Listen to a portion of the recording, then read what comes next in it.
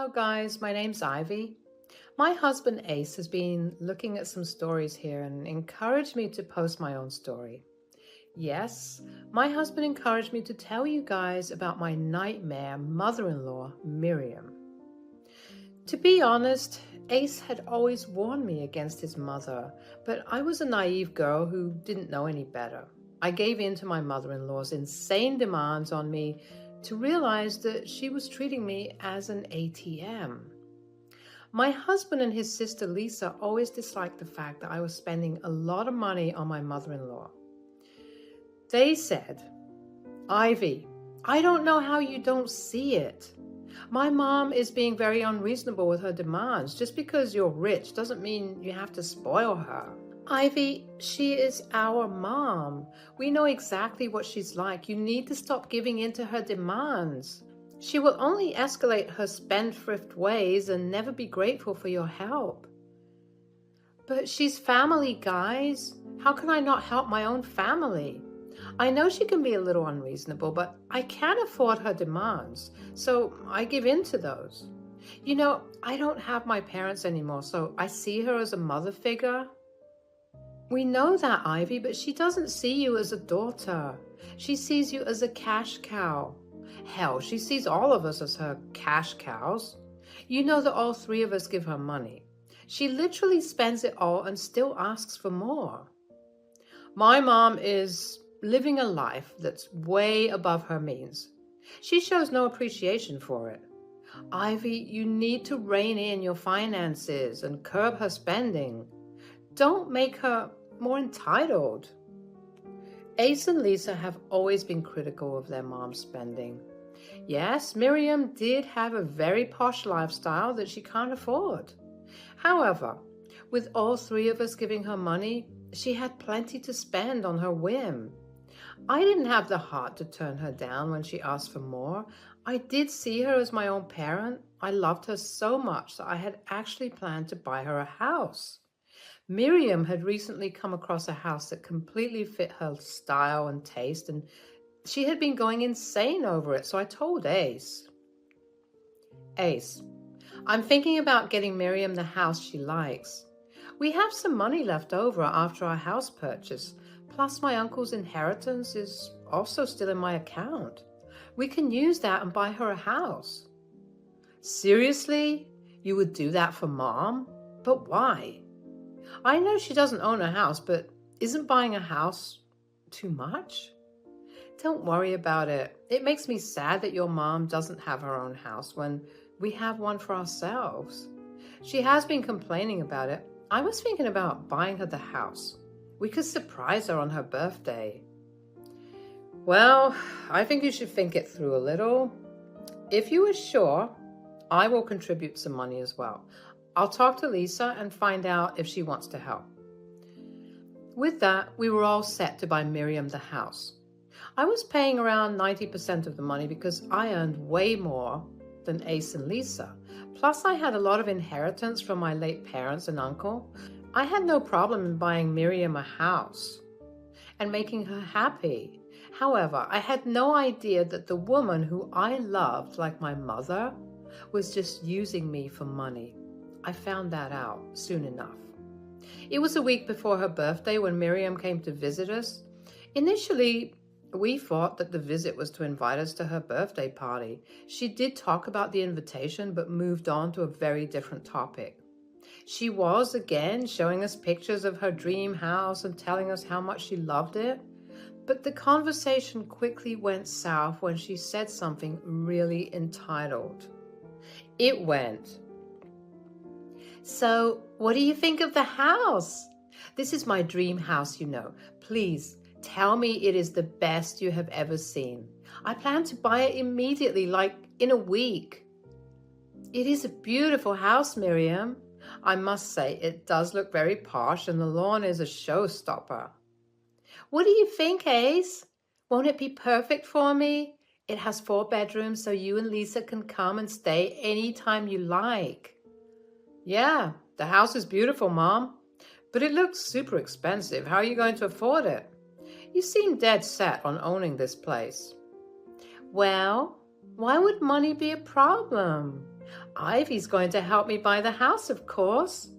Why worry when I have a rich daughter-in-law? The way Miriam spoke about it was a little insulting to me. I didn't like the fact that she naturally assumed I would help her pay for it. Now, look, I did want to buy her a house, but the way she dumped the financial responsibility on me kind of put me off. Ace was also looking uncomfortable with what Miriam said. However, I brushed the weird feeling aside. I didn't want to spoil the surprise, so I said, "What are you talking about, Miriam? I'm not sure I understand." "Why do you think I came to talk to you? I don't need your opinions on the house. I already like it anyway. I simply wanted you to help me put the down payment on the house." "So you just automatically assumed that Ivy would pay the down payment for you? What if she says no?" "Ivy has plenty of money. She can spare some for her mother-in-law. Why on earth will she say no to her poor old mother-in-law? Am I right, Ivy?" "I don't know, Miriam. We just bought our house a few months ago. Right now, I'm not very comfortable spending so much money. I need to save a little for our future." "What? So now that I'm asking for help, you are suddenly thinking about savings? Don't be so selfish, Ivy. I know the down payment amount is peanuts to you. Stop this nonsense and hurry up about the money. The house has many buyers. I don't want it to be sold to someone else." "Mom, that is a very entitled thing to say. You can't just demand Ivy to pay the down payment. And what about the rest of the money? Do you have funds to pay the mortgage?" "The mortgage won't be much. I'm sure Ivy won't mind spending a few more dollars every month. It's not a big deal. Maybe you and Lisa can chip in from time to time." Ace was absolutely stunned by Miriam's demands. And so was I. It was one thing to ask for help, but she was openly demanding we give her money. For some reason, it started to bother me a little, but me and Ace made it very clear to her that we couldn't help. Miriam did look very angry, but held her tongue for the rest of the evening. After she left, Ace was the one to be concerned about our plan. He said, "Look, Ivy, what my mom demanded today was outrageous. I think you should reconsider buying her the house. I don't want her to take advantage of you. She does that enough." "It's okay, Ace. It's my fault that I readily say yes to her demands. She must have gotten carried away with her dream house. I'm sure she will regret it later. Let's not punish her for one mistake." "You are seriously something else, Ivy. I hope my mom treats you better in the future. She has no idea how good her daughter-in-law is." Even though Miriam was being a little unreasonable, I didn't think it was worth being punished. I mean, people do unreasonable things when they really want something. Miriam didn't react as much when I told her no, so I thought we were good. Oh boy, I was wrong. The fiasco happened on Miriam's birthday the next week. She had arranged for a grand party that suited her expensive taste. From the looks of it, Miriam had spent a lot of money on the arrangement. I could tell Ace was already dreading sending our next month's allowance to Miriam. However, I was way too excited to finally tell Miriam about the house. But nothing went according to plan. When we sat down for dinner, Miriam started to make some very mean jokes at my expense. She said, "Ace, look around and see how many beautiful women are at the party. You know, you absolutely broke my heart when you married Ivy. I mean, look at her, guys. I don't know what tricks she used to trap you, probably her wealth." "Mom, what the hell are you saying?" "Shush now. Ace, we all know the truth. But people here need to know too. Guys, I don't know why Ace even married Ivy. She's rude, selfish, and a total ugly duckling. Oh wait, the ugly duckling at least transformed in the end. This one can't even do that." I was absolutely stunned by what Miriam just said. Yes, I am not a beautiful girl. I have always known that. I have been bullied countless times by my friends and classmates. Hell, my own family called me ugly and made me cry often. I was in therapy for years to cope with that trauma. Those words from Miriam absolutely crushed me from inside. I teared up and started to cry silently. Ace looked dumbstruck, and so did everyone else. When I didn't say anything, Lisa was the first one to speak up. She said, "What the hell is wrong with you? Why would you say that? Are you freaking insane?" "What? I simply told the truth. When Ace married Ivy, I thought that at least he was marrying a rich woman. I made no comments on her ugly face or body. Now I see that she is not even generous with her money. What is she even good for then?" "Mom, how dare you insult Ivy in her own house? I am ashamed of you. I cannot believe you can be so insensitive. Apologize to Ivy right now." "Why the hell would I do that? She needs to apologize to me for being a stuck-up witch. I am sure she is aware that I am right, that she is good for nothing." "That's enough, Mom. No need to apologize to Ivy. You don't need to apologize to anyone." Everyone was even more stunned to hear that from Ace. But I could tell that Ace was extremely angry. I could see it in his eyes, even through my teary vision. He banged on the table to make Miriam stop speaking. My stupid mother-in-law took it as a sign that he supported her. She said, "See, my son is the reasonable one. He knows that I have done nothing wrong. Ivy is an ugly woman, and he knows it too." "I stopped you from apologizing, not because I support your outrageous words. I stopped you because at this point, an apology won't cut it. Mom, you are one vile woman. I'm ashamed to have you as my mom." "Ace, what are you saying? How can you speak to me like that?" "This is exactly how I'm going to speak to you from now on. Never in my life I had thought that my own mother could be so greedy and spiteful. You insulted my wife and reduced her to nothing because she said she won't help you get a house." "Mom, you asked Ivy to buy you a house. How can you be so entitled? You literally called her." "I have the right to be upset. She's so rich but can't even help out her own family. I cannot see why you are so mad at me. Ace, you should be angry at Ivy for being so selfish." "Ivy is selfish?" "Mom, you have absolutely no idea. You never needed to make an entitled demand from her, Mom. She was going to buy a house for you. Since we already own a place, she decided to use some of her inheritance money to get you a house." "What? Are you serious? Ivy's going to buy me a house? You should have said that sooner, son. God, I need to be prepared to move into a house fast. I have so much packing to do. Why did you two keep this news from me?" By the time Miriam changed her tune, I was freaking done with her. With what little composure I had, I decided on the spot there was no way I was going to give Miriam a house. She doesn't deserve one. Hell, she doesn't deserve anything. So I said, "We didn't tell you anything because it was meant to be a surprise. We had already talked to the real estate guy and planned everything. I had no idea you would come and ask me to pay your down payment." "But when I did ask for the down payment, you should have given me the money. Or you should have told me the truth. It was so silly of you to hide such a news. So when are you handing over the keys to my house? I can't wait to move in." "You must be out of your mind if you think I will still give you the house. I was supposed to reveal the surprise today, but you absolutely ruined everything. You called me names and told me hurtful things. I will not give you the house." "Wait, what? Why not? Look, I said all those things because I was upset. It was like a little joke. It was harmless. You're overreacting now." "Oh, so now these words were jokes? What about the time you told Lisa that you were simply stating facts?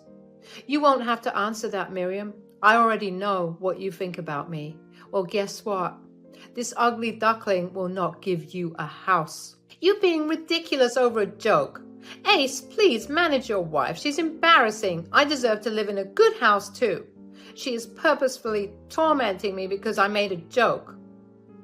Are you kidding me? You are the one who embarrassed yourself and everyone here. Mom, ask around and see how many people agree with your stupid logic. You never did and still don't deserve a house. In fact, don't worry. I won't support you financially anymore, and I won't let my wife spend a single penny on you. You know what, Mom? After today, you won't get a penny from me either. It was disgusting what you did to Ivy. I simply can't and won't support a horrid woman like you. You don't even have any shame. Miriam was absolutely taken aback by what we said. She had never expected to be treated like this. Hell, I didn't expect that I would get so much support from Ace and Lisa. Miriam tried to talk to them and everyone at the party. She tried to convince them of how much she deserved the house. Well, thankfully, no one took her side. In fact, a few women criticized her for being so cruel to her daughter-in-law. I was glad that people could finally see what a horrible person she was. Lisa and Ace continued to defend me and berate Miriam. Miriam still thought that she was entitled to the house that I was going to gift her. She had no remorse for insulting me and targeting that one aspect of my life that I was insecure about. Ace knew what kind of impact her words would have on me, so he was extremely angry and didn't hold back his words. He said, "Mom, for years, I have seen you take advantage of my wife. I try to remind my wife that she's doing too much for you, but she loved you like her own mom. She said that she's happy to help you out. Look how you paid her back for her kindness." Ace, why are you talking to me like that? I told you it was a joke. If it hurt her so badly, I can apologize. I told you, Mom. Your apology won't solve anything right now. Me and Ivy are done with you. Even if she changes her mind and tries to give you a house, I will stop her. How can you say that, Ace? I'm your mom. Don't you want to see me in a nice house? Trust me, Mom. None of us would like to see you in a nice house now. You don't deserve it. I would say Ivy would be better off gifting a stranger the house. At least they'll appreciate it instead of acting entitled. I can't believe I have such ungrateful kids like you. I raised you for over 2 decades, and this is how you treat me? You two are pathetic in choosing an outsider like Ivy over me.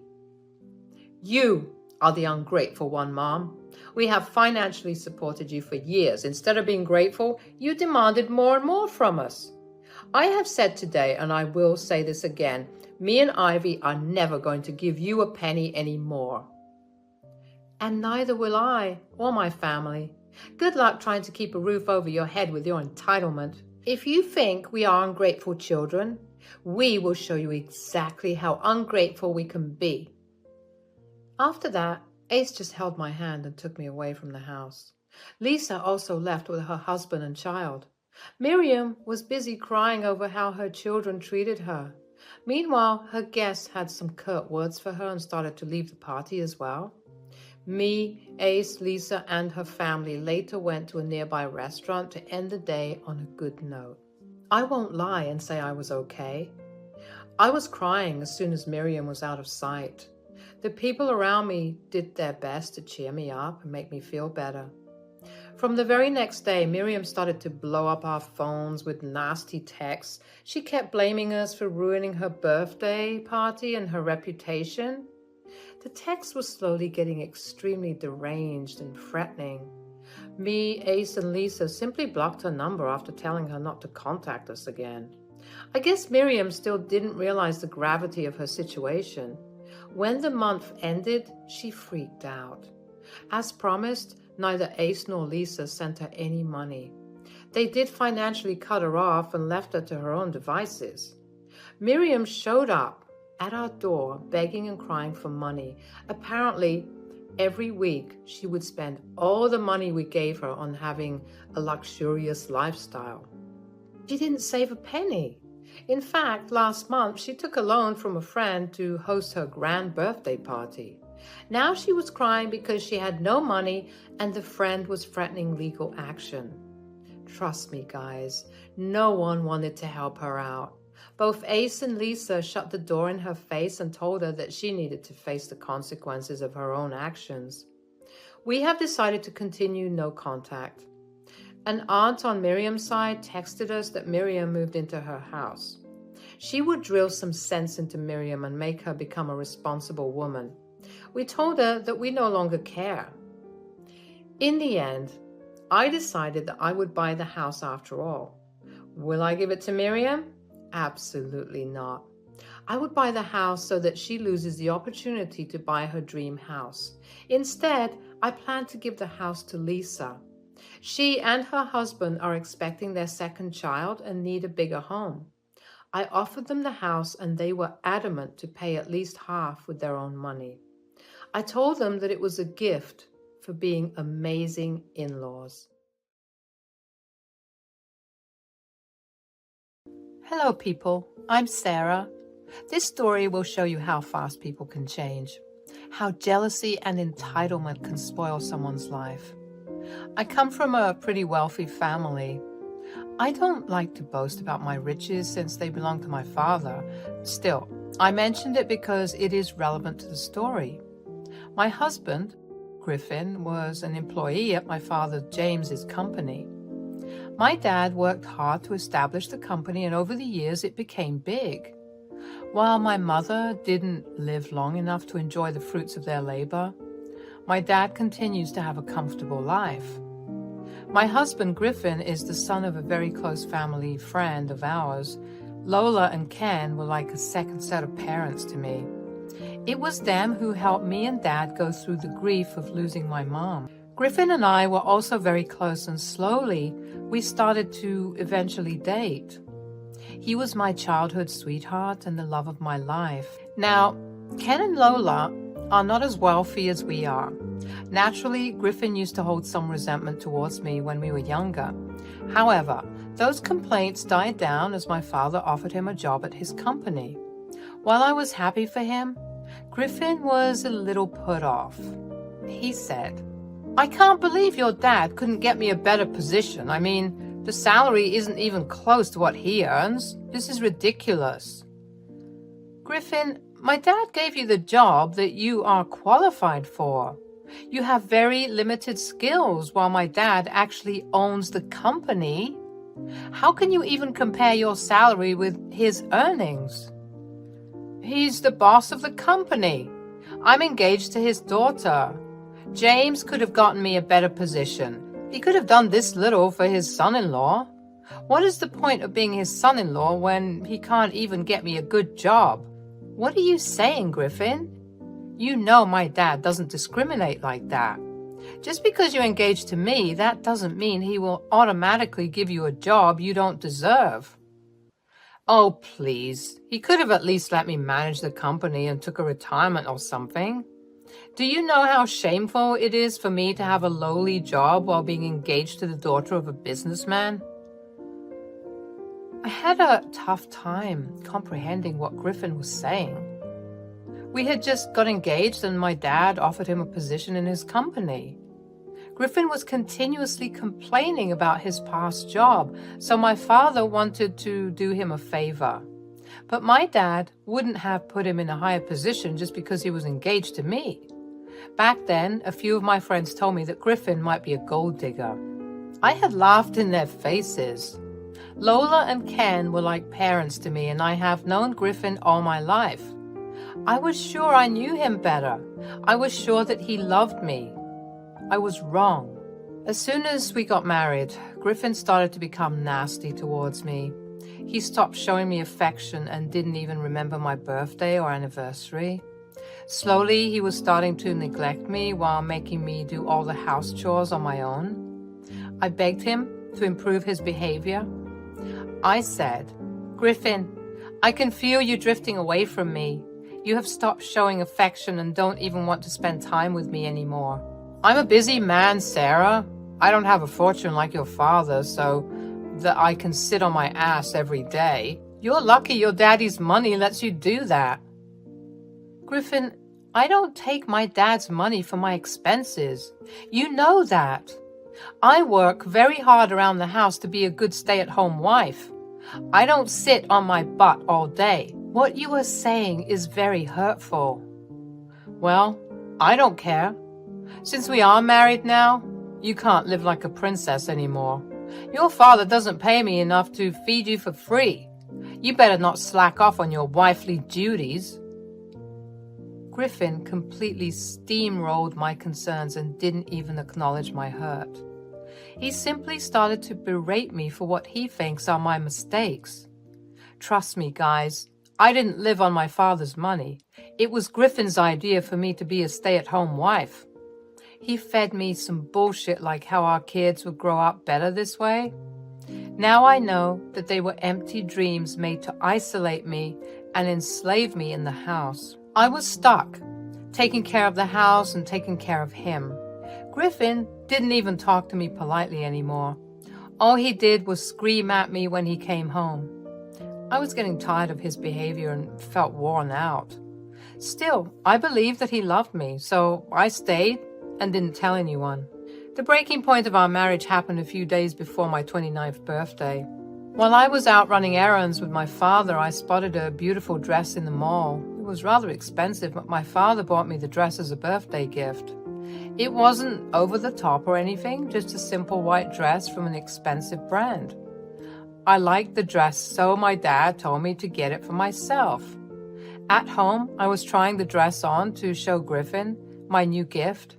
When Griffin walked in and looked at my dress, he immediately flew into a rage.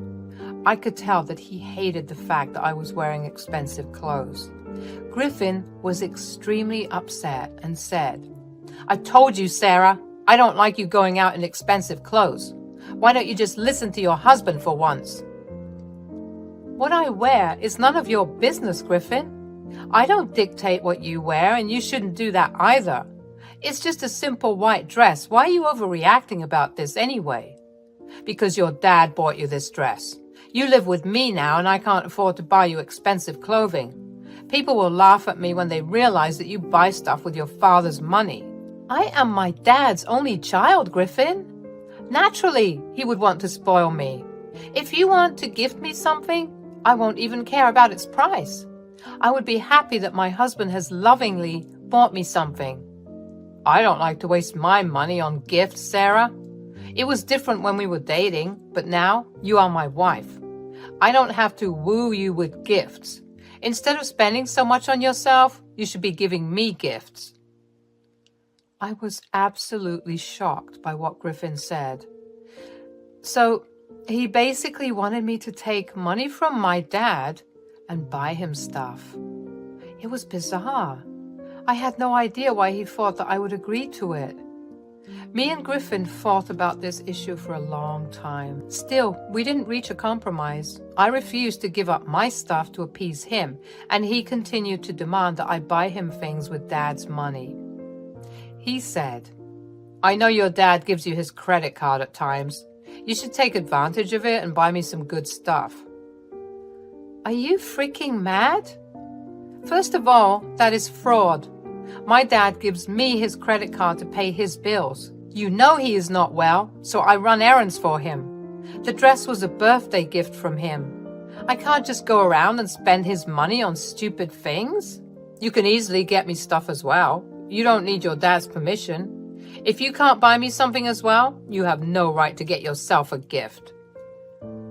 No matter what, Griffin was adamant that I should either return the gift or convince my dad to give him something of the same value. I was getting tired of his demanding attitude. It was bad enough that he made me pay most of the bills, but it looked like Griffin always wanted more. Slowly, I was checking out of our marriage. Griffin didn't care and was barely home anyway. I was tired of feeling controlled in the marriage. However, divorce was also not very appealing to me right then. Somewhere in my heart, my love for Griffin still existed. I also thought that Griffin still loved me too, but I was forced to make a drastic decision because of his actions. On my birthday, Griffin didn't even wish me happy birthday the entire day. There were no gifts, no cake, no surprises, not even a mere happy birthday. His parents did wish me and showered me with affection, but my own husband didn't even acknowledge my birthday. My dad called me and I broke down on the call. He said, "Sarah, what is wrong, dear? Why are you crying like this? Are you sick?" "No, Dad, I'm not sick. It's just that Griffin didn't even wish me happy birthday today. He has been neglecting me for a while. I'm working very hard to stay in this marriage, but he is taking me for granted." "What are you saying, Sarah? I don't understand. I thought that you two have the perfect marriage. You haven't said anything otherwise. What happened so suddenly?" I finally broke down and told Dad everything. The controlling ways of Griffin, his demands for expensive gifts, all of it. Dad listened to me and was silent the entire time. I could tell that he was absolutely furious at Griffin. He said, "Why didn't you tell me sooner, Sarah? This is not okay. He's becoming abusive towards you." "I still love him, Dad. I didn't want to leave him or tell anyone about our problems.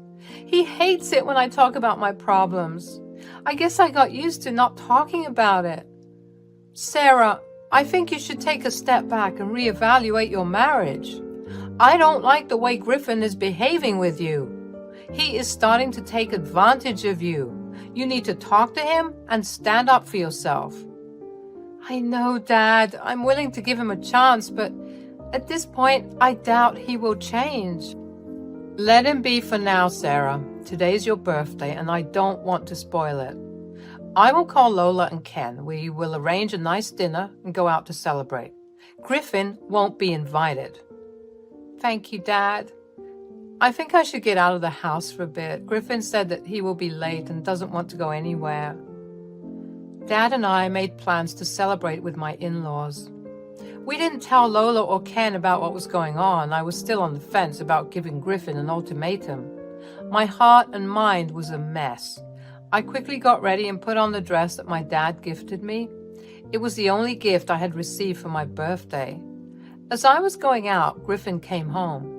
While I was coming down the stairs, he was rummaging through the wine cabinet. He took one look at me and said, "What the hell, Sarah? I told you to get rid of the dress. Why are you wearing it? Where are you even going?" "I am going for my birthday dinner.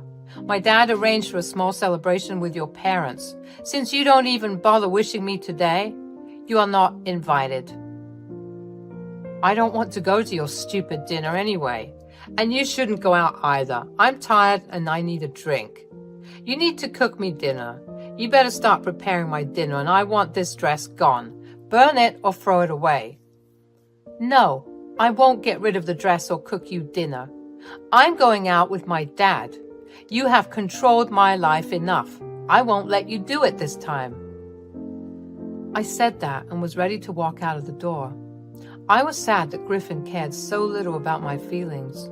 But what Griffin did next sent me into a fit of rage.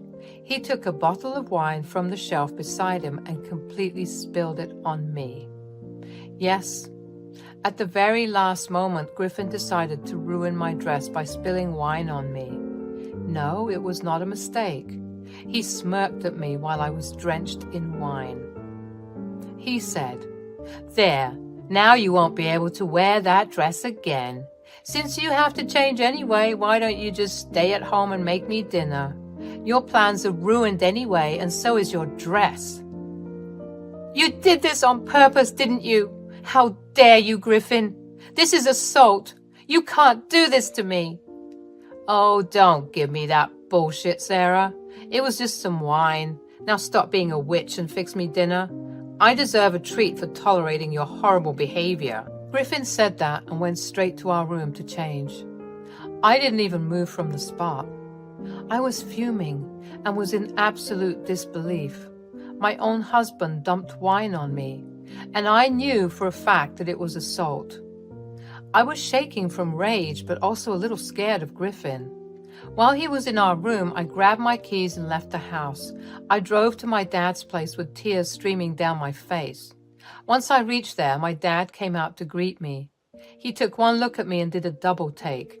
Yes, I was still in the wine-stained dress. Dad looked worried and took me inside. He said, "What the hell happened, Sarah? Why are you covered in wine? Why are you crying?" "Dad, Griffin dumped an entire bottle of wine on me. And no, he didn't do it accidentally. He did it on purpose." "What the hell are you saying, Sarah? Why would he do that? Tell me everything now." "Dad, he hated the fact that you bought me an expensive dress. Griffin also said—" I told my dad everything about my marriage, from the horrible behavior to the entitlement. Everything came pouring out of my mouth. Dad listened to everything very patiently. However, I could see him getting angrier and angrier with every word. When I was done, I was still crying from recounting everything and being soaked to the bone in wine. I'm petite, and a single bottle did a lot of damage. My dad hugged me and said, "What happened today is unacceptable, Sarah. You should have come to me sooner. I would have had a stern word with Griffin. It's too late for that now." "I'm sorry, Dad. I didn't want any trouble. Lola and Ken are good people. I didn't want you spoiling your relationship with them." "Sarah, your in-laws need to know how Griffin is treating you. We have kept them in the dark for a while now. I think it's the right time to show them what their son has become. They need to know, Sarah. It won't affect our relationship, I promise." Dad reassured me about everything, and the two of us had a deep discussion. I was still pretty angry at Griffin and no longer wanted to be in the marriage. However, I wasn't going to let him go easily. I was going to make him pay for what he had done to me. Me and Dad rushed to my in-laws' place before Griffin could come up with a sob story of his own. They were expecting us anyway, so Lola and Ken were not surprised at our arrival. What surprised them was my state. They quickly said, "Oh my God, Sarah, what happened to you? Why are you soaked in wine? You poor thing. Come in and change. I'll give you something to wear." "No, Lola, I don't want to change. I need to be this way because I will go to the police station next. I can't change out of these clothes." "Why do you have to go to the police, Sarah? You're scaring us. What's wrong? Where's Griffin? Did you tell him what happened?" "Guys, I'm afraid it's Griffin who did this to Sarah. I know you two are confused. That's why we're here to tell you everything. Let's go inside and talk." All four of us went in to have a discussion. I told Lola and Ken everything that I told my father. Thankfully, I also had the recordings of our home security system. Those videos showed Griffin intentionally pouring wine on me. Lola and Ken were shocked to see their son's true face. Lola started to cry while Ken looked furious. I said, "I'm sorry for doing this, Lola and Ken. I have no other option left. For years, I put up with Griffin's horrible behavior because I loved him. Today he showed me how vile and disgusting he can be. I'm afraid that I have to file for divorce and talk to the police." "Don't say sorry, Sarah. It's me and Lola who are ashamed right now. I don't have any words to say how mad and disappointed we are in Griffin. That cannot be our son. We didn't raise him like that. He has turned into a monster, Sarah. He acts so nice to you in front of us. I can't believe he is so cruel to you. You would be right to leave him and report this to the police. What he did is unforgivable." "I'm afraid I'll be firing him from the job, guys. There's no way I'm keeping him in my company, not after everything he's done to Sarah." "I don't want to drag you through dirt, Ken and Lola, but Griffin has left me with no choice. You have been so good to me and loved me so much. I hope we don't have any bad blood between us." "Don't worry about that, guys. James and Sarah, you will always be family to us. My son deserves to be punished for what he did. And we won't be there to support him. He will be on his own. Hell, I want to disown him, actually. I don't want to associate with a sick man like Griffin. Ken would agree with me, I guess. Guys, I know I told you that my in-laws are good people, but I had no idea how much they would support me. Lola and Ken were absolutely furious with Griffin. They agreed not to support him and would actually disown him once our divorce was finalized. My dad was also ready to fire Griffin. But first, we all went to the police station to file a report. Then, we went out to celebrate what was left of my birthday. I was sad, but also determined to come out strong. The next day, Griffin called me frantically when I didn't come home. He also panicked over the fact that the cops wanted to talk to him. On the phone, he seemed mad and was yelling at me for defying him and so on. I recorded all the conversations and told him that he would get divorce papers soon. He blew his top and then called his parents for support. When they gave him a piece of their mind, Griffin knew he was in trouble. The next few days, he begged and pleaded for forgiveness. The divorce papers came through and Dad fired him from his job. Griffin's own parents refused to help him. So he was forced to borrow money for a lawyer. With a police report hanging on his head, Griffin was having a tough time getting a job. My dad's influence also added to his miseries. He was forced to take a lower-paying job to bring food to the table. Since I didn't work, our divorce settlement included alimony from him. We agreed on mutual divorce because he had no means to drag a court battle. Currently, he's living with 3 roommates while trying to pay me alimony and feed himself. His parents still don't talk to him but have a good relationship with me. Me, Dad, Ken, and Lola are still a family unit, and I am finally living a good life away from my horrible husband.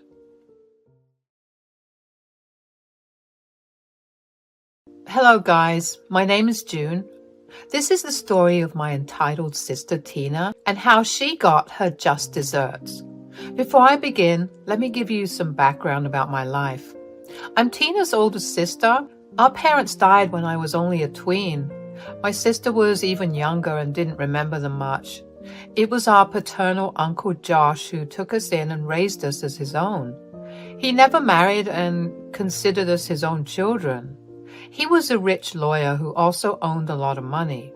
Josh and my parents went through a difficult time when my grandparents died with a mountain of debt. They had a very luxurious lifestyle before my grandparents died. After their death, Josh and my parents had to sell everything to clear the debts. As a result, they were left with nothing. Thankfully, Josh was able to become a big lawyer and earn lots of money. He also made a bunch of good investments and grew his savings. My parents, unfortunately, got into a bad crowd and died from a drug overdose. Since then, Josh has been our only parent. Unfortunately, me and my sister grew up to be completely different people. She didn't remember much of our troubled life with our parents. She was used to seeing Josh's riches and having a good life. So she quickly became an entitled woman. The friends she associated with also encouraged her to spend lots of money while not caring for anyone else. That is why, even at 24, she didn't have a job. I tried to talk to her about it. I said, "Tina, you need to be more responsible with your life. Just because Josh gives you money, that doesn't mean you should not try to earn something for yourself." "Why the hell would I do that, June?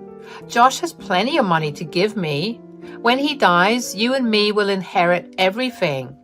You can let go of your share since you work a good job." "Tina, what is wrong with you? Josh is well and alive. You don't have to start thinking about an inheritance right now. You better not mention this in front of Josh." I was appalled to hear Tina's logic. What was worse was that Josh had recently been diagnosed with a terminal illness, and his chances of survival are slim. He wasn't very sick at that moment, but his health was steadily declining. So Josh decided to sit us down and tell us about what he had been thinking about. He said, "You know what, guys? I have some news for you.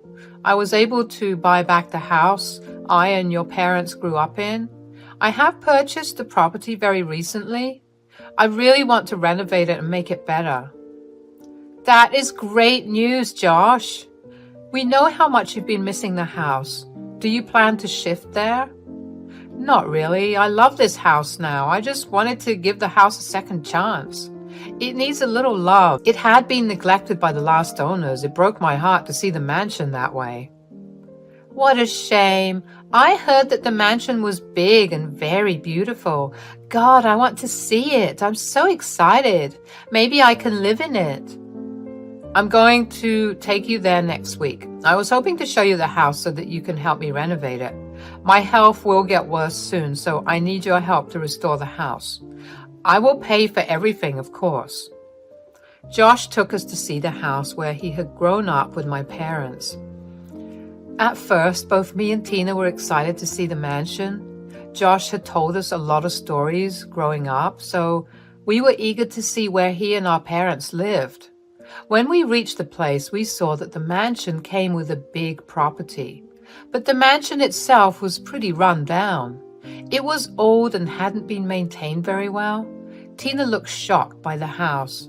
Then she started to get angry. She said, "Josh, this is the house you and my parents lived in? This is nothing like the mansion I had imagined." "I know, Tina. The last owners of the mansion didn't live here or even take care of the place. I convinced them to sell it to me since it was ready to fall apart." I don't want anything to do with this horrible place. It looks like a slum house. My God, the paint is chipping off the walls. Why have you kept this dump anyway? This house is my childhood home, Tina. This place holds a lot of sentimental value to me. I had to buy this from the people who owned the place after my father. You spent money on this wrecked place? What is wrong with you, Josh? I thought you were smart with money, but now I see that you are not. God, you need to have some taste and stop living like a beggar. Watch it, Tina. This mansion is much more than an old house. You can't just insult this place, and you can't insult Josh like that either. You are hurting his feelings. It's fine, June. I thought maybe this time Tina would understand the sentiment associated with this house. I was wrong to hope for it. I get it, Tina. Maybe this house is too shabby for you. Yes, it is, Josh. I'm saying this well in advance, Josh. I want nothing to do with this house. Don't bother leaving me this as an inheritance. I would rather take the money and leave the entire house to June. Tina, what is wrong with you? Josh is right here and you're already talking about getting an inheritance? Have some shame, for God's sakes. It's okay, June. Leave her be. All right then, Tina, since you don't want the house or even want to help me renovate it, I won't leave you this property in my will. Tina seemed satisfied with Josh's promise and looked very pleased with herself. Meanwhile, I was horrified to see what a person she had become. From that moment onwards, I knew that she was far gone, and I didn't want to have a relationship with her anymore. What was worse was what she said when we got home. Tina said, "So, since Josh has laid out his will in words today, I guess we won't argue about who gets what. I don't want you coming after me when that old house gives you very little money." Don't worry, Tina. I am least concerned about getting an inheritance from Josh. I would rather he outlive me. Your inheritance is safe with you. I won't ask you to share or change my mind. Good, because even if you are dying, I won't be giving you my money. I was the one who struck a better bargain. You will have to live with your choices. Honestly, I was disgusted with the way Tina was treating me and Josh. I felt even worse for Josh. He was suffering from the disease and was already in pain. It had hurt him when Tina had insulted him today. After dealing with Tina, I went to talk to him. I wanted to apologize about my sister and make it up to him in some way. I went to his study where he was drafting his will. I said, "Josh, you don't have to take Tina's words to heart. She's an idiot and doesn't know what she's saying. Her friends have been influencing her a lot. Don't worry, June. I'm not upset anymore. And Tina is not a child. She should know right from wrong. I'm afraid she's beyond repair now. Josh, what she did today was horrible. I hope you won't be rewarding her by giving her the money she wants." "Oh, don't you worry, June. I'll give her money, but she will be in for a surprise. I plan to leave as little money as possible. Do you have any ideas on how we can do that?" "I think I may just have the right plan for that, and I think you will like that a lot." Me and Josh discussed the plan I had in mind. I really did want to teach Tina a lesson and make her feel a little less entitled. Also, I wanted Josh and myself to get some revenge as well.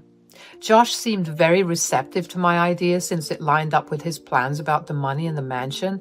So we went about putting our plan in motion. Tina had no idea what was about to hit her. This part will be a little hard for me to type. My Uncle Josh passed away just a year after his diagnosis. We tried our best to give him a painless death. He suffered, but we helped him deal with the pain a bit. I was with him till his last breath. Tina was out partying and going on vacation as usual. It boggles my mind how she even afforded those vacations.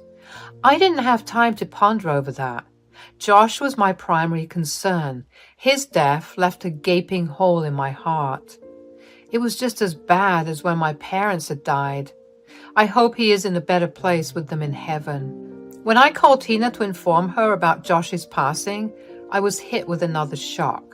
Tina seemed to be very nonchalant about the news. She ummed and hummed on the news and said, "So, as you know, I'm in the midst of a vacation. I can't really help you right now. I will definitely show up for the funeral and the reading of the will. Why don't you just text me the dates and all?" "Tina, I need you right here now. Josh has passed away. We are the only family he had left. You are the only family I have. I need your help. I can't arrange everything on my own." "Oh, please, June. You have always been the best organizer, and like I said, I can't help you. I think you'll manage just fine. Just send me the dates and that's it." After talking to her, I was furious again, and I realized that I didn't have a sister anymore either. She did show up to the funeral, but was only interested in the reading of the will. Josh had left her $2 million while he left me the house. Tina walked up to me with a satisfied smirk on her face. Here I was, hoping that she would come to offer condolences and express her grief, but I had forgotten how heartless my sister had become. She came to me and said, "So, Josh did listen to our demands, didn't he? He split the assets just like we wanted."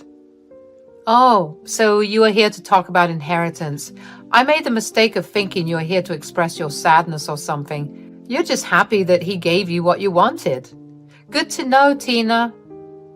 "I feel bad for you, sis. Look at me. I have got such a huge amount of money in my inheritance. Meanwhile, you are stuck with an old and wrecked mansion. Gosh, what would it cost now? Like $250,000? You should not have wasted your money on that old place." I looked at Tina for some time before bursting into laughter. Tina looked taken aback by my reaction. She expected me to sulk and get jealous of her inheritance. She saw that none of that happened. Instead, I was laughing my butt off at her words. Tina was getting pissed at me and said, "Why the hell are you laughing? What did I say wrong?" "Oh my God, Tina. Do you think I inherited an old and wrecked mansion? You must be out of your mind. When was the last time you visited the house?" "Well, I haven't ever been there except once. Why should I set foot in that place again? It is a wreck, so it doesn't interest me. You know I like new and shiny things. Who would want to visit a ruined house?" "I think you should come along with me and check it out once. Who knows, maybe you are in for a big surprise. You haven't been to the house in 4 years after all." "That ruined house won't impress me, June. You might be running after its nostalgic value, but that doesn't impress me. I like my stuff modern and flashy." "I will be going there to close a sale on the house tomorrow. You can simply tag along and take a last look at it once. I promise you, you will be surprised." I convinced Tina to accompany me to the mansion the next day. At first, Tina was a little reluctant to tag along, but her curiosity got the best of her. I would have taken her along anyway. I had been waiting for this day when Tina would finally see the house after so many years. Once that happens, my revenge against my greedy and entitled sister will be complete. Tina and I drove over to the mansion the very next day. Tina was kind of disinterested in seeing the house. She was convinced that there was no way a broken-down mansion would compare to her immense wealth of $2 million. Oh, wait. It was less than that, since the first thing she did was buy designer purses. Don't get me wrong, I like my luxury bags as well, but Tina had no sense of investing money to preserve her fortune. That is one of the reasons why she was so naive about the mansion. When I finally reached the mansion, Tina looked shell-shocked. She said, "My God, June, what is this place? That looks straight out of a magazine. God, I wish I could have a mansion like this." "You were offered half of this mansion, Tina. You straight away rejected it and acted like you were offended that Josh even dared to make this offer." "What nonsense, June! Josh had never offered me a beautiful mansion like this. You must have intentionally hidden this mansion from me so that I can't claim my share. I always knew you had ulterior motives for being near Josh." Your mind really does think in the worst way possible. I guess me and Josh failed to turn you into a decent human being. Anyway, you have been to this mansion before, Tina. I didn't hide anything from you. This is our grandfather's old house, the one you called wrecked and old. No, that is impossible. It was in ruins when I saw the mansion. It had a horribly overgrown lawn with paint chipping off all over. It didn't even come close to this place. I looked at Tina to take in her stupidity in full form. When Tina was slowly becoming a horrible woman, I was hurt to lose my sister. Now I feel nothing but pity for her. I knew people with a mindset like Tina would never be truly happy in life. I didn't want my sister to be unhappy, but I did want to teach her a lesson. After letting the facts sink in for Tina, I said, "If you had really considered Josh's feelings and helped him remodel the mansion, you would not be here shaking your head in disbelief. You were stupid enough to run after flashy things that you missed how beautiful the old mansion could become." "I had no freaking idea it would be this good. It should cost way more than what I had received in my inheritance. This is your fault, June. You should have convinced me better." "There is no use blaming me, Tina. I did my best to change your mind, but you never listened to me. This is what happens when you become an entitled and greedy person with no regard for people's advice." Just then, a luxurious car pulled up at the mansion. A few people came out of the car and shook hands with me. We went into the mansion together, and Tina was even more impressed when she saw the interiors. The designers did a great job in handling everything perfectly. I could tell that Tina was starting to tear up. When she heard how much the house was worth, she started to have a meltdown. She couldn't believe that I got $6 million for the mansion. I excused my buyers and let my agent handle the rest of the formalities. Then I walked over to my sister and said, "There is no use crying about this now, Tina. I'm sure you now regret not listening to me. Too bad that it is too late for you." "Why can't you just share the proceeds of the sale with me? This is very unfair that you got such a nice place while I was left with scraps." "You are the one who chose the scraps, Tina. Well, since we have already started this conversation, let me tell you what happened. Josh always had plans to renovate the house, but due to his health, he couldn't oversee the work himself. He wanted us to help him out, and in return, he was ready to give us the mansion in an even split. But you took one look at it and insulted his childhood house. Then you stupidly told him to give you money when he dies." But I had no idea he had so little money. I thought I would get more. That's why I gave you full ownership of the house. I didn't think this place was worth anything." That's where you messed up, Tina. In your greed to get the best pick, you chose the wrong option. Josh did have a lot of money, but he had always intended to use most of it to renovate this place. So it was an easy decision for him after you showed your ungrateful side. At that point, Tina realized how stupid she had been. All this while she was chasing an empty purse while the real stuff lay right before her eyes. Suddenly she started to beg me to share half of the money with her. I gently reminded her that she made it clear our inheritance won't be shared. She promised not to help me in my need, and I was doing the same for her. When she started to throw tantrums, I had to drive her back to her place. It was a tough job to get her out of the car, but I managed it. What followed next was a mountain of calls and texts from Tina. She alternated between demanding and begging me to split the proceeds of the sale. Remember how she was boasting about several vacations and parties she had planned? Well, she was doing it all on debt. Now that she has received her inheritance, the debtors were pestering her for the money. You won't believe it, guys, but this woman has a debt of $1 million with $50,000 on credit card dues. I was stunned to hear the figures. Turns out she had been having a luxurious lifestyle for the past year in the hope that she would get a big inheritance. She had no idea that the numbers would be so low for her. Now she didn't know what to do with the debts she collected.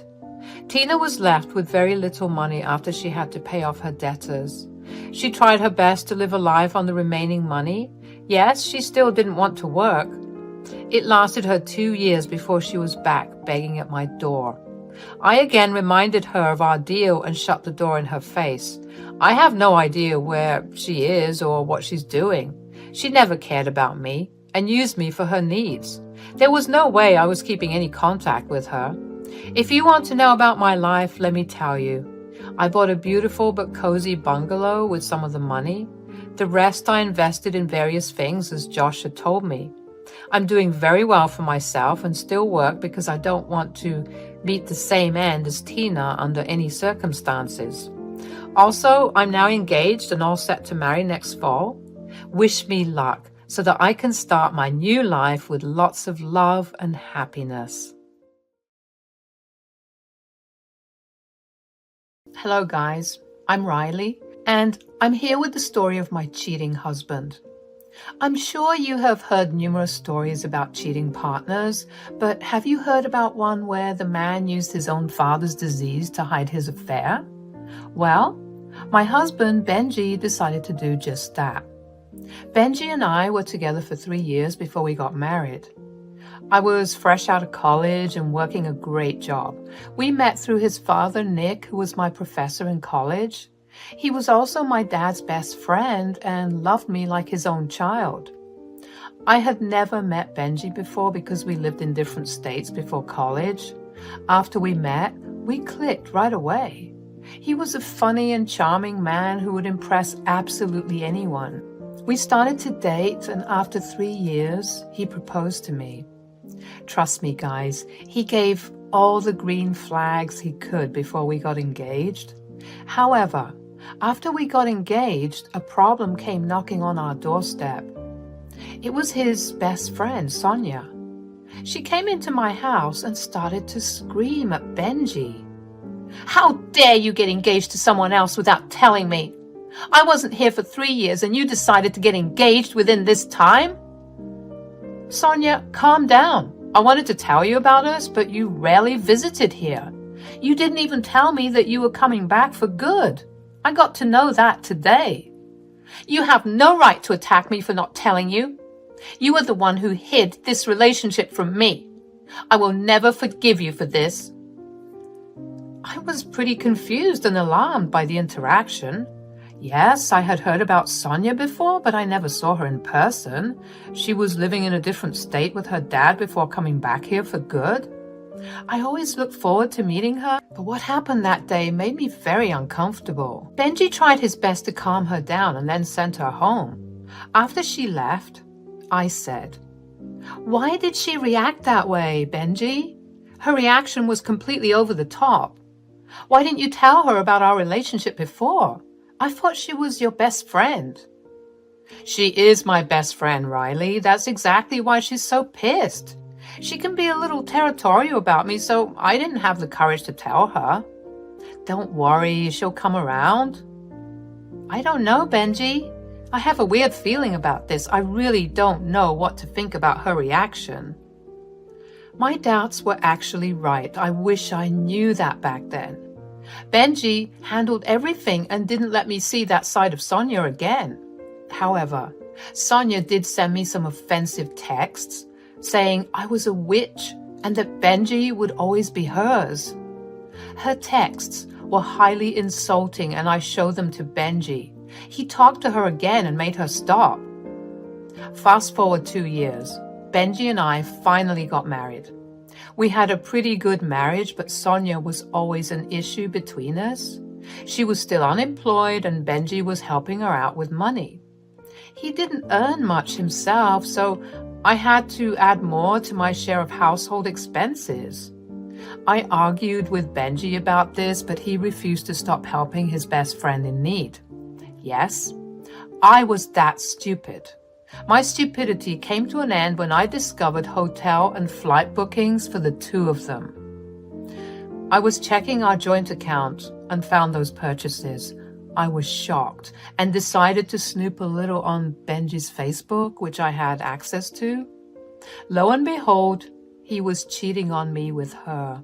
I was hysterical and broke down in tears. Benji was not around when this happened. When I texted him to know where he was, he replied that he had to take his father to the hospital. Since the dates on the tickets were the dates for that day, I immediately became suspicious. I called Nick to ask him where he was. He was at home, of course, so I got into my car and drove to his place one town over. When I arrived, he said, "Hey, Riley, what's up? Why are you here so late? Is something wrong?" "Nick, I don't know how to say this. Benji's cheating on me with Sonia." "What? No, that can't be true. I trust my son. He knows how horrible it is to cheat on someone. He loves you and would never do that to you." "I can show you that he has cheated on me, Nick. I have all the proof. You have to believe me. He used your disease as an excuse to hide his affair. He said you got sick again and he had to take you to the hospital." "If what you're saying is true, I will freaking disown him. That's a deal. I won't tolerate him cheating on you, but it's hard for me to believe that my son had done this and used me as an excuse." I showed Nick all the proof I had. He was stunned to see everything. Even then, he thought that there must be some misunderstanding on my part. There had to be some explanation other than cheating. Seeing that Nick was having a hard time believing me, I called Benji and put him on loudspeaker. I said, "Benji, where are you? It's late and you're still not home. I'm getting worried." "I'm at the hospital with my dad. He had a health scare out of the blue. I came here as soon as possible." "Oh my God, Benji, is he okay? Should I come down to the hospital?" "The doctors are checking him, but it will take some time. You don't have to wait for me. I think Dad will be staying here for the night for observation. I'll be here tonight and come home tomorrow after I drop him off at the house." "Oh, so the doctors told Nick to stay there overnight? Okay then. I will just drop by and visit him. I can even bring you something to eat." No, that won't be necessary, Riley. The hospital staff don't want too many people in the room.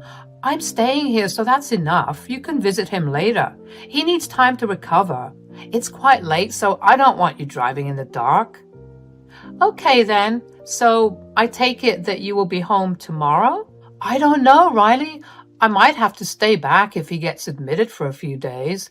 I'll call you back tomorrow and inform you. I'll just hang up now. The nurses don't like it when I talk on the phone for too long." Before I could get any more information about him, he hung up on me. I should have predicted that this would happen. Nick was furious at Benji, which was evident from his face. I sighed at what Benji said because at that point, I was just tired instead of being angry. I was exhausted and wanted to get out of this marriage. I said, "There, Nick, I'm sure you believe me now. He has been using you as an excuse to go see his mistress. I know Sonia is also in there with him. As I showed you, They both have their names on the tickets and hotel. You have no idea how pissed off I am right now. As if cheating on you wasn't bad enough? He used my health as an excuse to stay with his affair partner? Nick is disgusting and shameless. I can't believe I have a son like this. I don't know what you plan to do with him, but I'm done. I will be filing for divorce. I'm sorry, Nick, but this is it. I refuse to be used by Benji so that he can go have fun with his mistress. I won't hold you up to the deal. He's your son, and I would understand if you forgive him. Absolutely not, Riley. I won't look past his sins just because he's my son. You know what, Riley? Let's do this. I will uphold the deal on my end. I will disinherit him. You don't have to do it, Nick. I understand that he's your son. I won't be mad at you, I promise. Girl, you are just as much my child as Benji. You might be my daughter-in-law, but don't forget that I have always considered you to be my daughter. Hearing Nick say that brought tears to my eyes. After losing my family, I really did consider Nick to be my family as well. So when Nick told me that he sees me in the same way, it made me happy. Even if Benji abandoned and betrayed me, I still had Nick. Nick was adamant that he would make Benji pay for his sins. We didn't confront Benji that day. Both Nick and I had to make a lot of arrangements before confronting him. The first thing I did after returning home was to call a divorce lawyer. He's a friend of mine, so calling him late wasn't an issue. He heard everything and I sent him all the proof of Benji's cheating. He promised to prepare the divorce papers the next day. Nick also called his family lawyer and redrafted his will. Benji was, of course, having the time of his life with Sonia. He did call me twice a day to tell me that his father was not doing well and was still in the hospital. I didn't even care what he said anymore. I simply recorded the calls and sent them to my friend as evidence. Benji returned home a whopping 3 days after he left. He extended a day, seeing that I didn't suspect a thing. He was in for a big surprise when I would destroy his fake love for me. But he didn't see it coming. Benji assumed that everything was okay. With his bag still packed, I told him to sit down in the living room. I also told him that I was going to record our conversation for something important. Benji looked visibly frightened for a second before putting back his concerned face. He said, "What's the matter, Riley? You are scaring me with your seriousness. Tell me what's wrong." "Why don't you start by telling me where you were for the last 3 days? I would love to hear it from you in person." "I told you, Riley, Dad was sick, so I needed to take care of him. He was released just yesterday. I dropped him home, stayed the night, and came back today." "Oh, really, Benji? So why was he suddenly taken to the hospital? What did the doctors say?" "He was having chest pains and was feeling sick. The doctors wanted to monitor his blood pressure for a few days. He's fine now. You can call him and ask. He is at home." "I'm sure he is at home right now, but I don't think he went to the hospital after all." "What do you mean, Riley?" "Oh, God, please don't tell me you're doubting me again. I'm sick and tired of being attacked, even when I have been the perfect husband." "Don't make me laugh, Benji. The perfect husband won't go around sleeping with his best friend behind his wife's back. Does Sonia know you used your father as an excuse, or is she involved in the entire planning as well?" "Stop it, Riley. Don't talk about Sonia like that. You make her sound like a wicked homewrecker. It's shameful that you are suspecting your own husband like this. You have always been jealous of Sonia because she's beautiful. So you are finding ways to make our relationship inappropriate." "Your manipulative tactics won't work anymore, Benji. Guess what? I went over our bank statements and found some interesting hotel bookings and plane tickets. I'm sure you already know whose names I found." "What?" "I don't know what you're talking about. There must be some mistake. Maybe you're trying to set me up. You even accused me of using my sick father to hide my fake affair. This is shameful, Riley. I'm disappointed in you." Benji then went on to berate me and somehow turned this on me. While he was doing that, Nick walked in through the door. I had informed him about Benji's arrival when he texted me last night. When Nick walked in through the door, Benji took one look at him and went pale. He looked very panicked and started to sweat. He said, "Hey, Dad, what are you doing here? What a surprise, Dad. I thought you should be at home after getting so sick and all." "Are you talking about the sickness you faked to go have an affair with Sonia?" "Yeah, I've recovered from that just fine, son. No thanks to you, of course." "Dad, what are you talking about? I can't believe you'll say things like that. I'm not having an affair with Sonia." "Is that so, Benji? Then why did you book tickets and hotel for the two of you? And why did you lie to Riley and tell her that you were with me at the hospital?" "Well, you see, it's just..." Benji started to stutter, seeing that he had been cornered by us. He was thinking hard about how he could come up with more lies about his affair. He realized pretty quickly that he was getting caught in his own lies. I decided to make things easier for him. I said, "There's no need for you to make up lies, Benji. I was at Nick's place when you gave me the bullshit story of taking him to the hospital. He was sitting right across from me and hearing everything since I put you on loudspeaker." "Yes, that's right. I heard everything, Benji. I heard how you used my sickness to hide your affair. I saw how you booked a nice vacation from your joint finances to spend quality time with your mistress. I really hope this trip was worth it, Benji. I have some good news for you, though. There is no reason for you to lie to me or cheat on me. I've already filed for divorce, and here are the papers. We can go to a lawyer or opt for mediation and settle things. After that, you're free to do what you want with Sonia.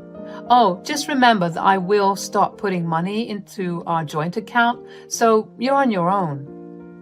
"Okay, look, I confess that I went to stay with Sonia, but it was a one-time thing. You don't have to take such a drastic step for a one-time thing." "A one-time thing, Benji? I have read your text with Sonia.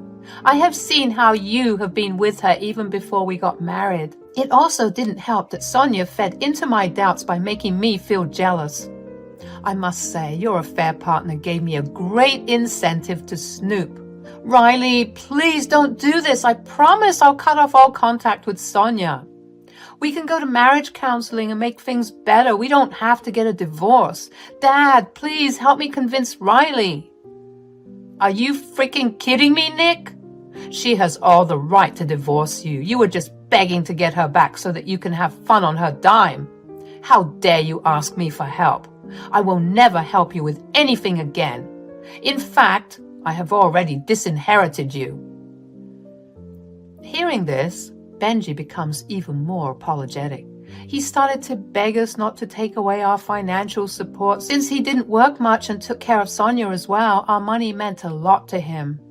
We should have cut him off sooner, but love is a stupid thing. Good thing that we have learned our lesson. Me and Nick would no longer be Benji's ATM. Since Benji wouldn't stop harassing us for forgiveness, we jointly kicked him out.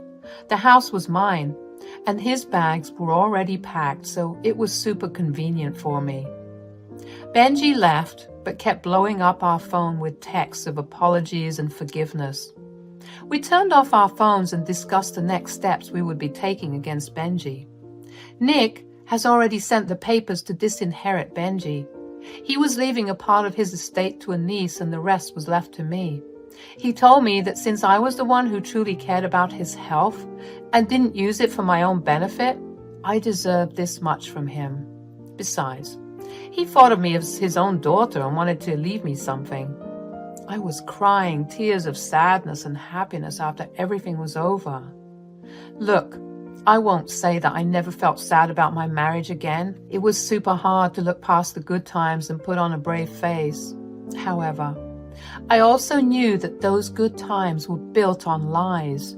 What also helped was the fact that Sonia kept rubbing my face when Benji moved in with her. She texted me and said, "See, Riley, I have won. You have lost the love of your life to me. I had warned you that Benji would always be mine. You should have listened to me. Look how you're suffering right now." Suffering, Sonia? Don't delude yourself. I have been freed from taking care of a man-child who couldn't even earn enough to support himself. The sheer financial burden of staying with him was enough to ruin the joys of my marriage. I wish you well with the financial burden you just took in. He will never be a financial burden to me, Riley. Since you make more money than him, he will get alimony from you. Plus, he will get half of your house. That would be enough to make us have a good life. Sonia, are you that dense? Have you forgotten that we live in at-fault state? Even if we get divorced, Benji won't get a cent from me, since he cheated. And, by the way, the house is only in my name and belongs to me, so he won't get anything from that either. It finally dawned on Sonia that Benji would get absolutely nothing from me. And she also must have realized that she would have to get a job to support herself and Benji. Gone were the days when she didn't have to move a finger to provide for herself. Sleeping with Benji was enough to bring in good money for the month, but now she would have to work to feed herself. With 0 qualifications and experience, she knew well enough what kind of job she would get. Realizing these things, Sonia went completely silent. I didn't have time for her anymore. I simply hung up the phone. In the next few months, a lot happened. Benji and I got divorced because, well, there was no way I was getting back with him. He chose mediation, and even the court representative hinted that he had no leg to stand on, so he was forced to sign the divorce papers. He did lose quite a bit of money in lawyer fees. That hit his wallet really hard since I was no longer supplementing his income. He kept having horrible fights with Sonia and called me with crying apologies. Apparently, even then, Sonia was refusing to get a job and help him out. Benji has almost 0 savings, and Sonia refuses to cut back on their lifestyle. Their fights got so bad that he left her. That night, he showed up on my doorstep with his stuff in tow. He was begging me to take him back. He also kept blabbering about how he was sorry and he would make it up to me. I simply shut the door on his face. Benji also went to his father, who did the same thing. Since Nick's wife cheated on him too, he was a very low tolerance for cheaters. He was mad that his own son disrespected his teachings and decided to cheat on me. Benji was forced to take refuge with a friend who was the only one who was willing to help him. Everyone else abandoned him after the affair came to light. They are actually people of ethics who don't take cheating lightly. Benji's currently dodging Sonia, who's trying to get him back. I guess it finally dawned on her that her leeching ways would chase away the love of her life. Benji has no wish to get back with her and is struggling to get his life back on track. Meanwhile, I'm doing much better and going out on dates as well. I have met some great people and finally feel like I will also find my happiness like others. Hi, I'm Emily, and I'm writing about what my mother-in-law did to me and how I got her back for it. So, when will you get this inheritance, Emily? I heard it totals $25 million. You know we can have such a great life with that money. God, it's taking a long time to get processed. These words are my mother-in-law, Cassandra's open thoughts. Ever since I married Xavier, my mother-in-law kept pestering me about my inheritance. I stupidly told her about it when she asked me about my future. Yes, big mistake. She had always been friendly to me after that. I didn't think much of it, but sometimes her persistence annoyed me. My husband, Xavier, and father-in-law, Joshua, always told Cassandra off. They said, "Cassandra, you need to stop pestering her about the inheritance. It doesn't matter when or whether she gets it. It's none of our business." Yes, Mom, you're being super rude and annoying. We already have a pretty good life. Emily had a job and I have a good job as well. We are already supporting you and Dad financially. What more do you need? It's a lot of money, guys. You guys don't understand. We could have a much better lifestyle with it. We won't even have to live in this old house I inherited. Maybe we can get a mansion. Wow, Cassandra, you are getting carried away. I don't even know whether I will get the inheritance. The process is pretty complicated. Plus, how do you know I didn't lie about it? Maybe there is no inheritance after all. Everyone started to laugh while Cassandra immediately looked serious. She didn't look amused at all. Instead, she gave me the dirtiest look possible. After that day, she became the worst mother-in-law possible. She was rude, mean, and insulting. Her entire behavior towards me changed. Suddenly, she couldn't stand me anymore. I knew that she was a very greedy woman, so I thought my words must have offended her or angered her. Boy, I was not prepared for what she was about to do. This woman went crazy on me when she thought I was a middle-class girl with no big inheritance. A month or so later, Cassandra did something I never imagined she would do. That day, Joshua and Xavier were out for a fishing trip. I was in my room working on my laptop. When I was on break and went to the kitchen, Cassandra approached me with a disgusted expression on her face. She said in a horrible tone, "You need to come to my room right now. I need to talk to you in private. Don't keep me waiting. It's very important." "What is the matter, Cassandra? What's so important?" "Stop flapping your jaws and come to my room. I told you it's important." I was unsure why Cassandra was calling me to her room. Somewhere in the back of my mind, the conversation of a post-nup suddenly popped up. I was almost sure that this had something to do with the post-nup. I didn't want to stay in suspense for a long time, so I followed her upstairs to her room. Once I walked in, she locked the door behind me. She literally locked the door and held the keys in her hand. I was dumbfounded and said, "What the hell are you doing, Cassandra? What is the meaning of this?" "I'm locking you in my room, Emily. Don't worry. You need to do just one thing to get out. Sign these papers right now and you can leave." "Are you mad? This is ridiculous. You locked me in your room to make me sign some papers? What's so important to these documents?" "This is a post-nuptial agreement. I got it made by a lawyer. You need to sign this saying that you won't claim a cent from Xavier in case you two divorce." "What the hell, Cassandra? Why would I sign something like that? First of all, Xavier and I are not getting divorced." "Oh, we will see about that, Emily. You can leave that to me. For now, you do me a favor and sign these papers. You can go ahead and read it, but it won't do you any good. I won't let you leave without signing this." I took the papers from her hand and started to read. I was really curious to know how she had prepared the clauses of the agreement. I read through the terms and was shocked. It literally said that Xavier and I couldn't claim anything from each other in case of a divorce. Hell, I wasn't even allowed to get alimony or anything. There would be 0 asset division, so we can only keep what we have our names on. It was absolutely ridiculous, and I was immediately angry. I said, "What is the meaning of this, Cassandra? We never talked about getting a prenup or postnup ever. Why did you suddenly make this?" "Things were different these years. I thought that you would get that $25 million inheritance so my son wouldn't need a prenup. But now I see that you are lying and gold-digging witch. You are useless to him and us. You will always be a financial burden to him. So you will sign this prenup and then I will figure out how to get Xavier to leave you." "Oh, now I see, Cassandra.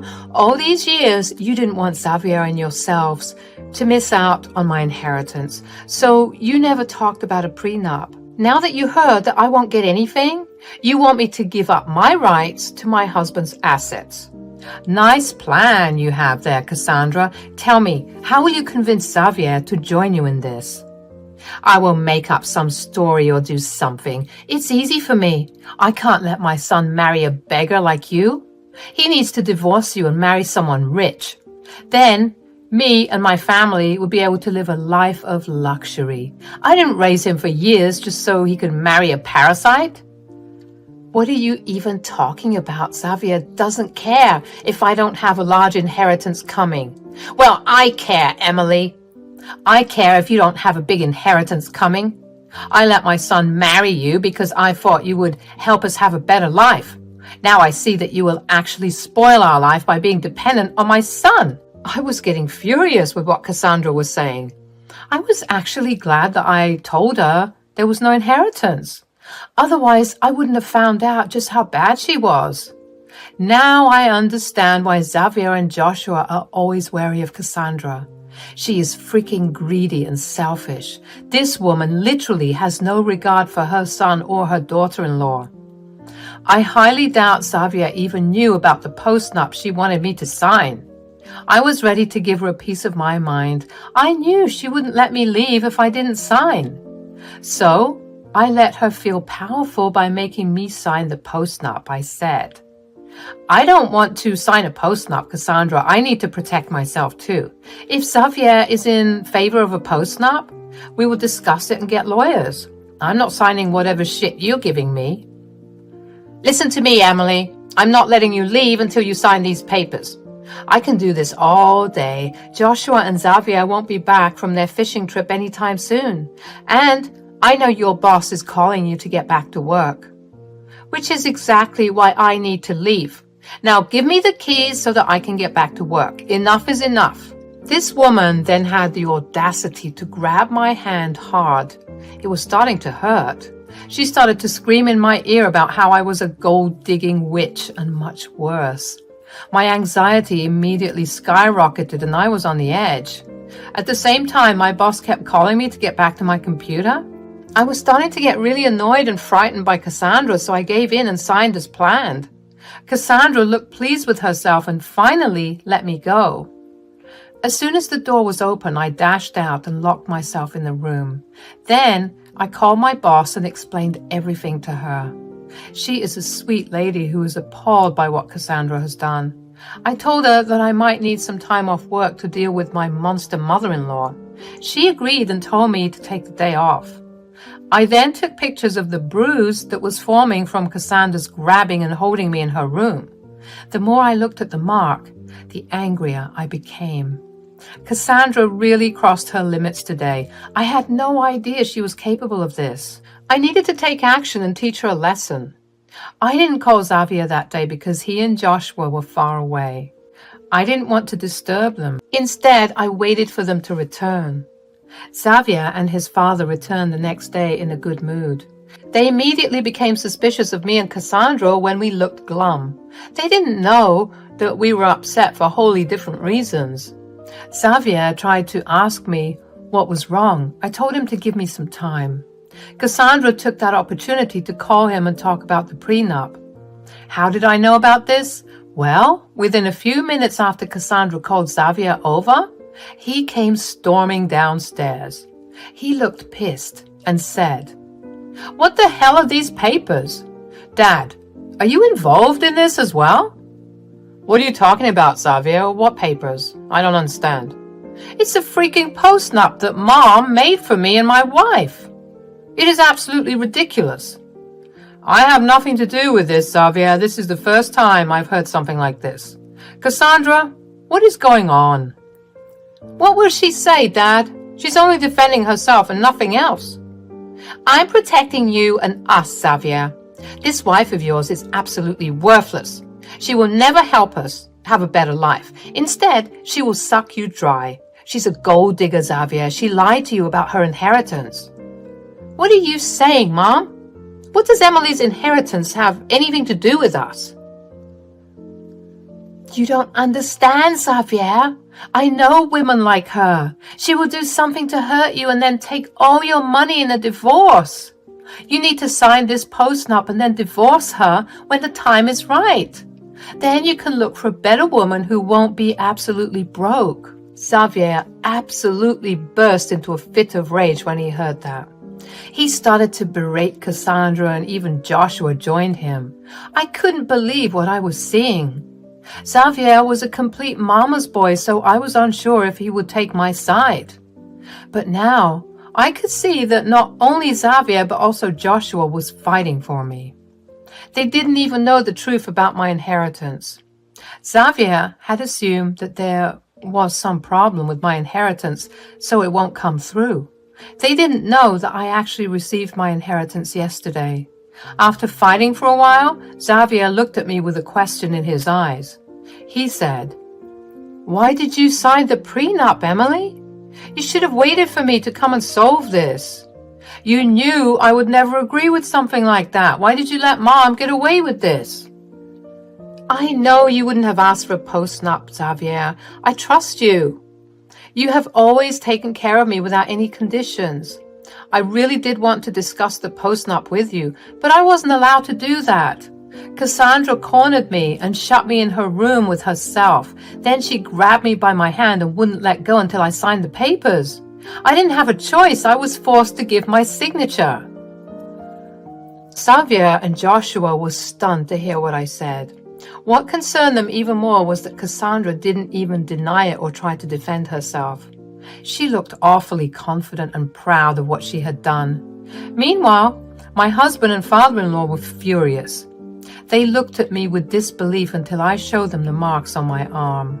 Then, the two of them jumped at Cassandra. They said, "Mom, what the hell have you done to Emily?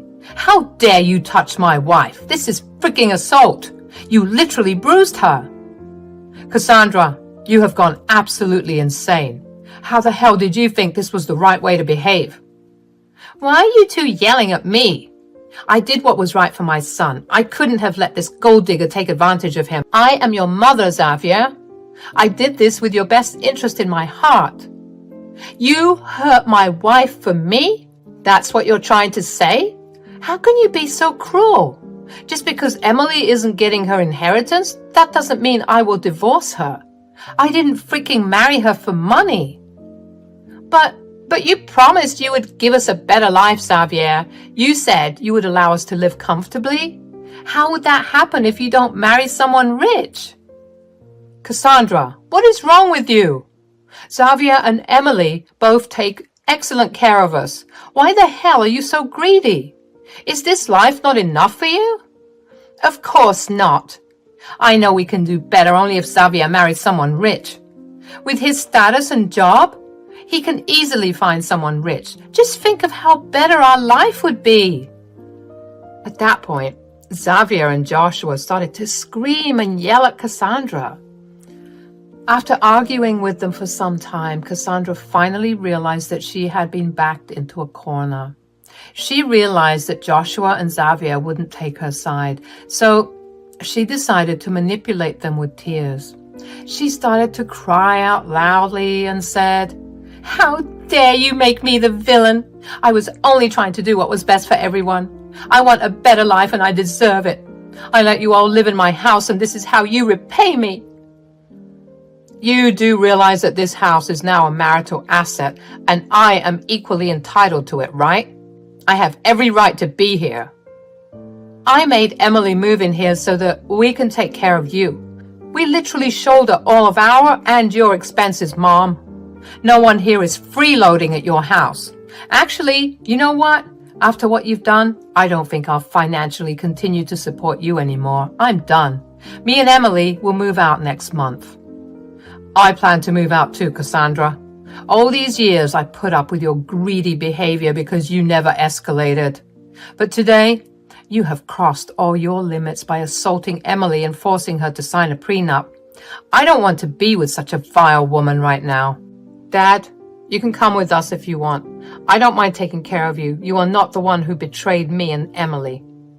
"Oh, really, Xavier? How will you move out? Where will you go? This girl is broke as shit, so she won't be able to help you anyway. You'll be staying in a shitty rented apartment while she destroys your savings." I know this was my cue to deliver some sweet revenge to Cassandra.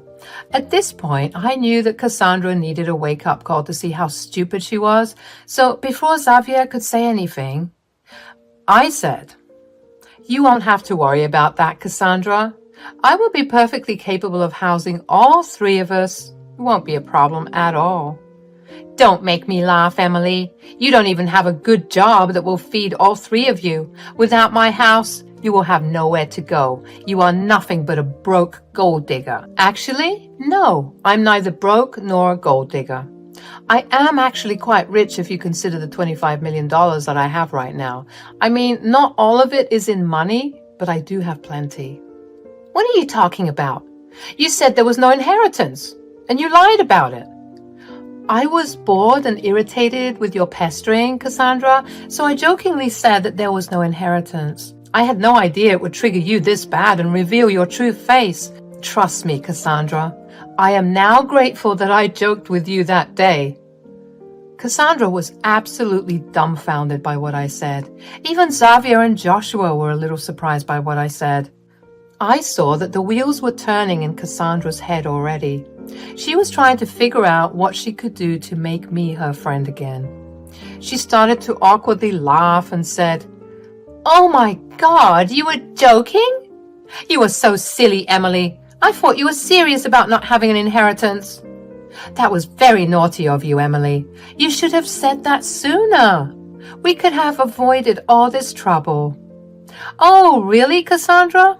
If I told you that I was joking, you wouldn't have made the post-nup, right? And you wouldn't have tried to destroy my marriage, I guess." "I got a little carried away, Emily. I really shouldn't have been so harsh. God, I didn't even give you a chance to explain yourself. That was super rude of me. Here, see, I have torn up the post-nup. We don't have to worry about that anymore." "No, Cassandra, you don't have to worry about my inheritance anymore. There is no way I am ever having a relationship with you again. If Xavier is still okay with us moving out and cutting contact, I am in this as well." "Oh, we are definitely moving out, Emily. Mom has done enough to show us how greedy she is. I won't let her take advantage of you after all she has done. We will move by this month, and that's final. Dad will be going with us as well." Cassandra found herself in deep trouble this day. All three of us were firm in our decision to leave. Me and Xavier were already looking at houses and found one about 1 hour away. Within a month, we finalized the deal and were all set to move in. Buying a house and moving in within a month is super easy when you have money. Thankfully, we had plenty at that point. As decided, Joshua was also moving in with us. We were going to take care of him while he divorced Cassandra. Yes, he made that decision on his own and already filed for divorce that month itself. Cassandra did her best to convince us to stay. She begged us for forgiveness and even cried about her sorry state. She did own a house but didn't have any source of income. She couldn't even claim alimony because Joshua depended on Xavier for money. So neither Joshua nor Cassandra qualified for alimony. In a sick turn of events, Joshua ended up getting half ownership of Cassandra's house because it was acquired after marriage. This meant that she was forced to sell the place. She didn't have the money to buy Joshua out. It was hilarious to see Cassandra lose her own inheritance while trying to get a share of mine. Their divorce took a year because the judge ordered separation. Cassandra cried a lot because she didn't have money to feed herself. She had to sell the house fast to get the money to support herself. Still, she needed to get a job and earn money. Meanwhile, as soon as the divorce was finalized and Joshua got his money, he moved into a small apartment. He didn't want to intrude on our privacy, so he moved out. But we still support him financially because we can.